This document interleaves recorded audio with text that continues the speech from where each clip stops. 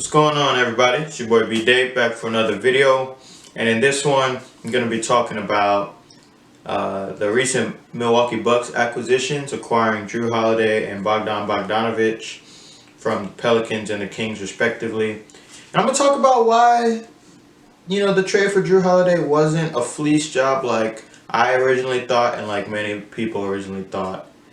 So let's get into it. So last night I was on the game playing Call of Duty Warzone with me and my homeboys, and we're landing Superstore, getting into the mix, all that, and I get a text message and then a notification on my phone that Jrue Holiday had been traded to the Milwaukee Bucks. So I'm like, oh, bet. They're going for it. That's a big upgrade. Probably only had to come off of Eric Bledsoe and a pick maybe. And then another message comes in from my homeboy, and he says they giving up 3 first-round picks, 2 pick swaps, Eric Bledsoe, and George Hill. And then I'm like, okay, hold on. We need to pause the game, and we need to talk about this.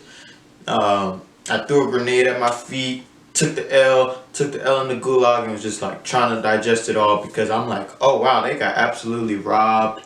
The Pelicans did highway robbery on these boys and got an Anthony Davis type of haul for Jrue Holiday. All right, and my next statements are gonna try and defend the Bucks, but that does not take away from the job David Griffin, general manager of the Pelicans. This doesn't take away what he did. He did an absolute great job maximizing the return on Jrue Holiday, a guy who only has 1 guaranteed year left on his deal and then a player option next year. So kudos to the Pelicans front office for getting that done. Them and OKC both now have just a war chest of assets that they can use however they feel. So shout outs to them from that perspective. But looking at it from the Bucks perspective, after I've had a night to sleep on it and then just some time to think, gather more information, you do this trade 100 times out of 100 because if you're the Milwaukee Bucks, you don't look at it in a vacuum of we gave up Jrue Holiday for all these future assets and then 2 players. You look at it from the fact that we got Jrue Holiday and potentially 5 more years of having Giannis, ages 25 through 30 seasons, in exchange for all those assets and Bledsoe and George Hill. All right, and if that's the case, you do that 100 times out of 100 because realistically, if Giannis signs this Supermax, which I think he will now because he's seen the team has tried to improve around him.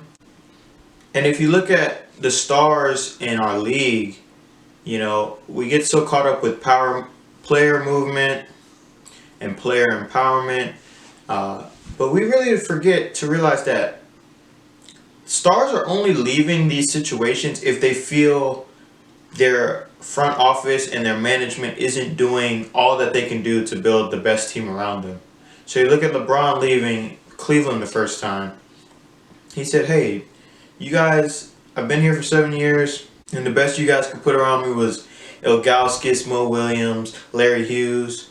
You look at a guy like Anthony Davis, who the Pelicans, just absolutely wasted a lot of his prime years because they were just in love with Alexia Jinsa and Quincy Bondexter.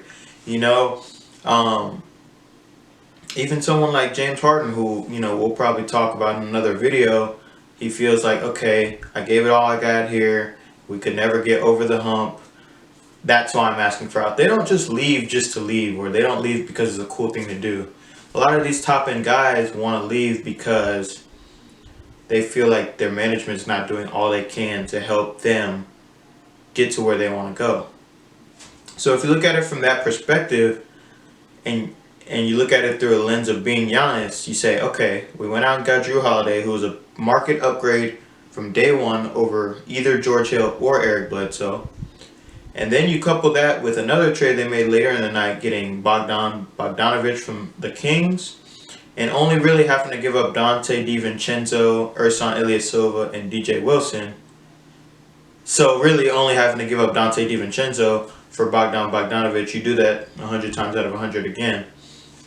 You get a guy who can come in, shoot the ball reliably. He can play make, you know, in a secondary or tertiary role. Um, and he's been proven to hit big shots over the course of his short NBA career, you know, which is something the Bucks need. They need more guys who feel comfortable taking and making shots late game. So, like I said, if you look at it, you know, in a vacuum, of course you're going to say the Bucks got robbed. But I just encourage you guys to look at it from the sense of they traded up the picks, the 3 first rounders, the 2 future swaps. They traded that for 5 more years of Giannis. And, you know, you're going to do that if you're the manager of the Bucks 100 times out of 100. You have to say, as of today, as of right now, recording this video at 4 p.m. on Tuesday, that they should be the favorites of the East. You know, I don't think Miami is better than them on a paper aspect. I don't think Philly or Brooklyn is there. You know, they might be right at the level, but I'd give a slight edge to Milwaukee as of today. You know, obviously more moves are to come, but you know, as a front office of the Bucks, you did what you can do to try and entice Giannis to sign that supermax extension. I see a guy like Giannis not turning down that extra year and all that extra guaranteed money, especially when, you know, you as a front office made improvements to a roster. So with all that being said, I think it was a good move for the Bucks to get Jrue Holiday and Bogdanovic. I thought it was a great move in the sense of this isn't just a 1-for-1 type of thing. This is a we're keeping Giannis for 5 more years type of thing.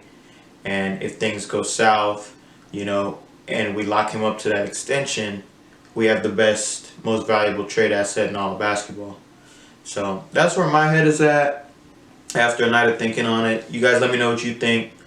Was it still too much regardless of how I kind of explained it and broke it down? Are the Bucks your favorite coming out of the East as of today, as of right now? Let me know what you guys think. Thanks for watching this video.